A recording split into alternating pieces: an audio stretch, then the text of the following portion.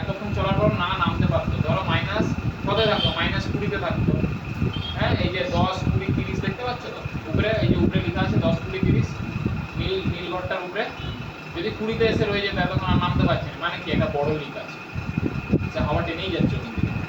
ঠিক আছে, -29 আছে মানে কি লিক এখন করতে পারছি। এবার মাইনার লিক থাকতে পারে, মাইনার লিকটাকে আমাকে চেক করতে গেলে কি করবো, আমি কাঁটাটাকে এরকম বন্ধ করে দেবো। এবার বন্ধ করো, দিয়ে মেশিনটা আমি বন্ধ করে দিই। এবার এই যে বন্ধ করে দিলাম মানে গেট বন্ধ, এখান থেকে গেট বন্ধ, এত দূর অব্দি হচ্ছে যে কোনো আর এদিকে কানেকশান নেই এর সাথে, এদিকটা আলাদা, এখানটা থেকে আর এদিকটা কোনো কানেকশান নেই।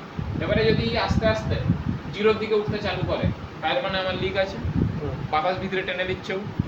হ্যাঁ, জিরো মানে নর্মাল বাইরের প্রেসার, বুঝতে পারা গেছে? ব্যাস, এবারে আমাকে কী করতে হবে, 5 মিনিট ওয়েট করতে হবে।